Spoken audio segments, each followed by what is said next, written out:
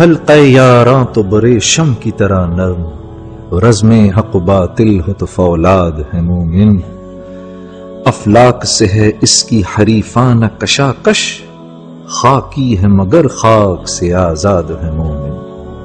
ہر لحظہ ہے مومن کی نئی شان نیا، نئی شان نیا، گفتار میں کردار میں اللہ کی برہان۔ دنیائے اسلام کی عظیم دینی درسگاہ دارالعلوم دیوبند ہندوستان نے گزشتہ سوا صدی سے زائد عرصہ میں ایسے عظیم سپوت پیدا کیے جنہوں نے کفر و دلالت کی فضاؤں میں قال اللہ وقال الرسول کی صدائیں بلند کی۔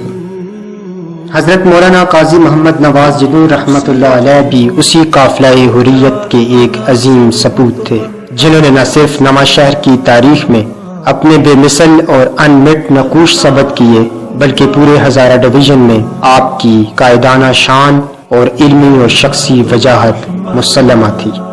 آپ کی پیدائش 20 جون 1921 کو ایبٹ آباد کے مشہور گاؤں نواں شہر میں ہوئی۔ آپ نے 7 برس کی عمر میں اپنے والد محترم سے قرآن پاک کی تکمیل کے ساتھ ہی ساتھ فارسی نظم کی کتب بھی پڑھی۔ 1935 میں مڈل کا امتحان نواں شہر سے پاس کیا۔ پھر علم دین حاصل کرنے کا شوق آپ کو کامرا لے گیا، جہاں آپ نے صرف و نحو کی کتابیں پڑھی۔ اس زمانے میں کامرا صرف و نحو کا مشہور مقام سمجھا جاتا تھا۔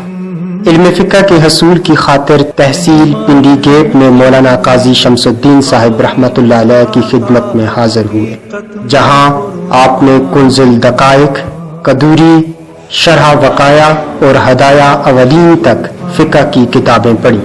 پھر خادم الشریعہ گوجرانوالا میں مختلف علوم و فنون کی کتب پڑھ کر چند مزید دینی کتب کی تعلیم حاصل کرنے کے لیے دارالعلوم قلعہ دیدار سنگھ تشریف لے گئے۔ بعد ازاں تعلیم کے حصول کے سلسلہ میں بر صغیر کی اعلیٰ ترین اسلامی یونیورسٹی دارالعلوم دیوبند تشریف لے گئے۔ 1941 میں موصولہ سند کے حوالے سے آپ نے دارالعلوم دیوبند میں داخلہ لیا اور 1950 میں سلسلہ نمبر 4629 پر مشتمل سند فراغت حاصل کی۔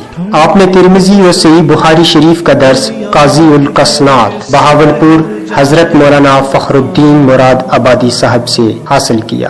شمائل ترمذی اور جامع امام ترمذی شریف مولانا ادریس صاحب کاندیلوی، سنن ابو داود شریف مولانا عبدالحق حقانی رحمۃ اللہ علیہ، کچھ تفسیر قرآن و احادیث مولانا شبیر احمد عثمانی رحمۃ اللہ علیہ سے، صحیح مسلم شریف، سنن نسائی، سنن ابن ماجہ، موطا امام مالک، دیگر مشہور و معروف علماء کرام سے پڑھی۔ فارغ التحصیل ہونے کے بعد دارالعلوم دیوبند سے واپسی پر آپ نے تدریس و خطابت کی ابتدا جامع مسجد کاکول سے کی، جہاں 12 سال 1947 سے 1961 تک آپ خطابت کے فرائض سر انجام دیتے رہے، ساتھ ہی تدریس بھی فرماتے رہے۔ پھر نامساعد حالات کی بنا پر کاکول کو چھوڑ کر آرمی مسجد جہلم چلے گئے، جہاں پر تھوڑا عرصہ خطابت کرنے کے بعد اسی سال آپ نے قلعہ دیدار سنگھ میں مدرسہ محمدیہ میں تدریس شروع فرمائی۔ رمضان المبارک کی تعطیلات میں گھر تشریف لائے تو 27 رمضان المبارک کو مولانا کاظمی عصمت اللہ صاحب جو الیاسی مسجد کے خطیب تھے کا انتقال ہو گیا۔ اس دوران آپ کو جمعہ اور عید پڑھانے کو کہا گیا، جسے آپ نے قبول فرما لیا۔ پھر آپ کو مستقل طور پر جامع مسجد الیاسی کا خطیب مقرر کر دیا گیا۔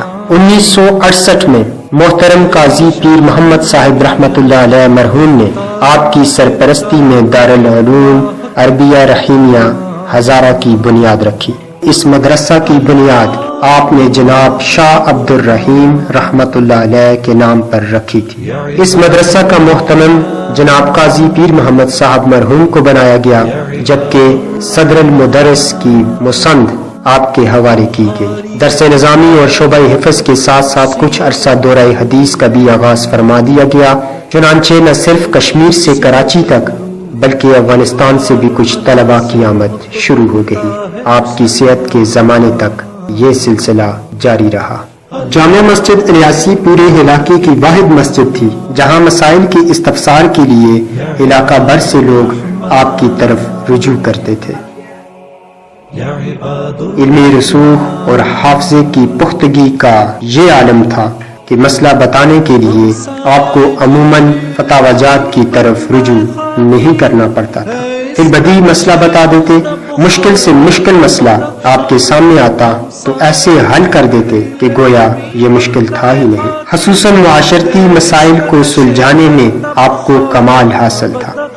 عموماً گھریلو اور خاندانی جھگڑوں میں آپ ہی کو فیصلے کے لیے بلایا جاتا۔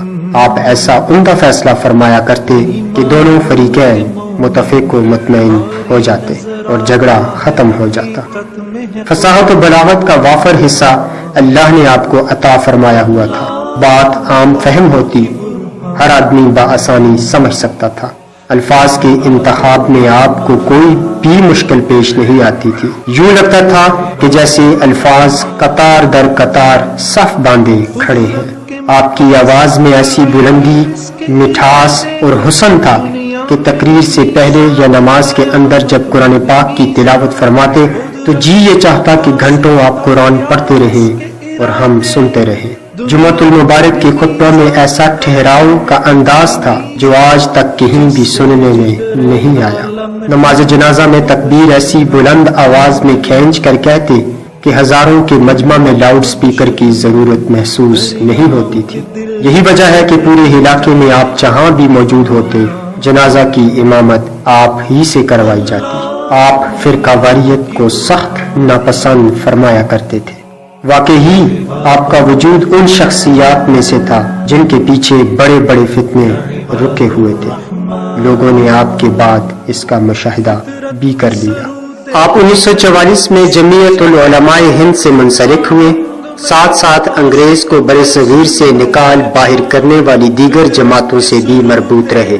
ایک قدیمی تحریر کے مطابق آپ کو working committee, city Congress committee منعقدہ 12-13 جون 1946 کے مجلس عاملہ کے اجلاس میں متفقہ طور پر صدارت کا عہدہ بھی سونپا گیا تھا۔ جب پاکستان معرض وجود میں آیا تو تادم آخر یکسوئی اور استقامت کے ساتھ جمعیت العلماء اسلام سے منسلک رہتے ہوئے خدمات سر انجام دیتے رہے۔ 1970 کے انتخابات کے دوران جب جمعیت العلماء اسلام کی طرف سے آپ کو قومی اسمبلی کا ٹکٹ ملا تو بے سر و سامانی کے باوجود سوشلزم اور کمیونزم کے عروج کے وقت قومی و علاقائی عصبیت اور لسانیت کے بتوں کے خلاف علم بغاوت بلند کرتے رہے۔ الیکشن لڑا اور اسلامی انقلاب کے نام پر اس دور میں 10,000 کے قریب ووٹ حاصل کیے۔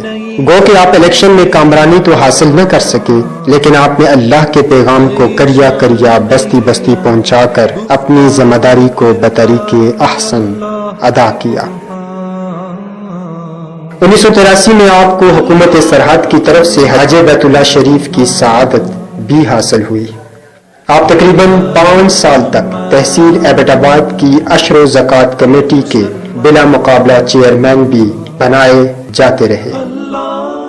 22 جون 1997 کو بعد از نماز عصر دارالعلوم عربیہ رحیمیہ ہزارہ جامع مسجد الیاسی میں ایک شرعی مسئلہ کی توضیح فرما رہے تھے کہ آپ پر اچانک فالج کا حملہ ہوا۔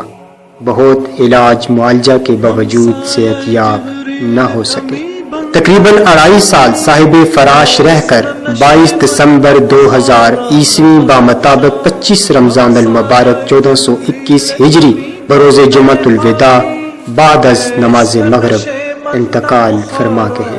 آپ کی نماز جنازہ قائم مقام خطیب جامع مسجد الیاسی پروفیسر زاہد الحسینی صاحب نے پڑھائی۔ عمومی تاثر یہ تھا کہ جنازہ نوشہر کی تاریخ کا سب سے بڑا جنازہ ہے۔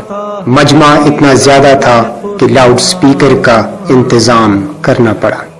کسی کو یقین نہیں آ رہا تھا کہ جو شخصیت 33-34 سال اس گراؤنڈ میں نماز جنازہ کی امامت کرواتی رہی، آج ان کی نماز جنازہ پڑھی جا رہی ہے۔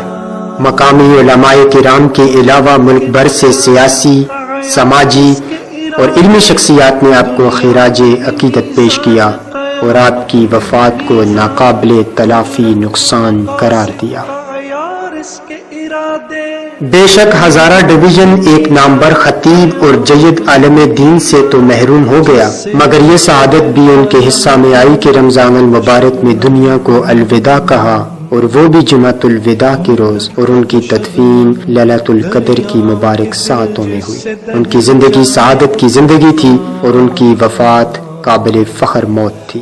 اللہ رب العزت آپ کے درجات کو بلند فرمائے۔ ہر لحظہ ہے مومن کی نئی شان نیا، نئی شان نیا، گفتار میں کردار میں اللہ کی برہان، اللہ کی برہان۔